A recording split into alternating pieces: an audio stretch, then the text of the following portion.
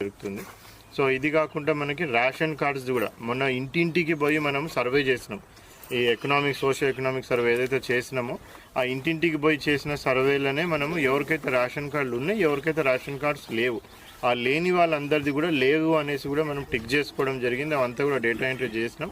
ఆ సర్వే ఆధారంగా ఎవరికైతే రేషన్ కార్డ్స్ లేవు అని వచ్చిందో పూర్తిగా, సో వాళ్ళందరిది కూడా ఇప్పుడు మనం మళ్ళీ ఒకసారి టీమ్స్ ఫామ్ చేయడం జరిగింది. పంచాయత్ సెక్రటరీ, మున్సిపాలిటీల వార్డ్ ఆఫీసర్స్ వాళ్ళ ఇంటికి పోయేసి చెక్ చేసి రూరల్ ఏరియాస్లోనైతేనేమో మనకి 1.5 lakh కంటే కూడా తక్కువ ఉన్న ఇన్కమ్ ఉన్న వాళ్ళకి, అర్బన్ ఏరియాస్ ఈ మున్సిపాలిటీ లాంటి ఏరియాస్లోనేమో మనకి 2 లక్షల కంటే కూడా తక్కువ ఉన్న ఇన్కమ్ వీళ్ళందరికీ కూడా మనము ఎంక్వైరీ చేసి వెరిఫికేషన్ చేసి వాళ్ళకి అర్హత ఉంటే వాళ్ళందరికీ కూడా 26th జనవరి రోజు మనము వాళ్ళందరికీ కూడా కొత్త రేషన్ కార్డ్స్ ఇవ్వడానికి ప్రభుత్వము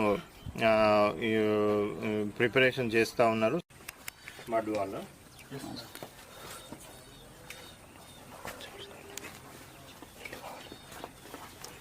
సస్తే మీ ఫాదరా?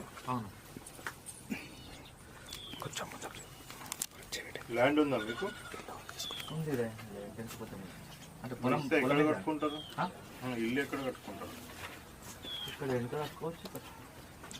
20-30 లీక్ ఏమైనా అవుతుందా వర్షాకాలంలో?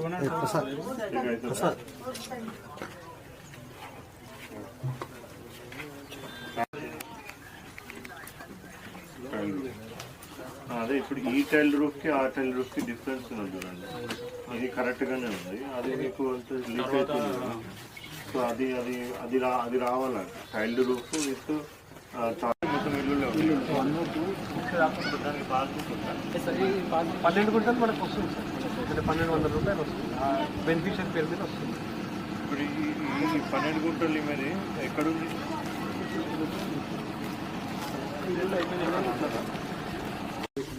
టోటల్ మీ విలేజ్కి ఏం సర్వే నెంబర్లు ఉన్నాయి మీకు ఐడియా ఉంది? విలేజ్ చివరి ఎక్కడ వరకు ఐడియా ఉంది? అది మొత్తం ఫ్లోర్ కూడా ఎక్కడేమి రాళ్ళు రప్పలు అక్కడ కొండలు గుట్టలు.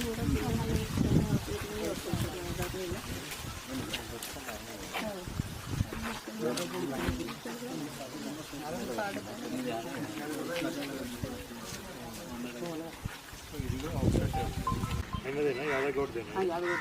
2 గుంటలు 2 గుంటలు. యాదగౌడ్కి 2 గుంటలు, సిద్ధాగౌడ్కి 2 గుంటలు. ఇక్కడ వాళ్ళ ఇల్లు ఎక్కడ ఉంది?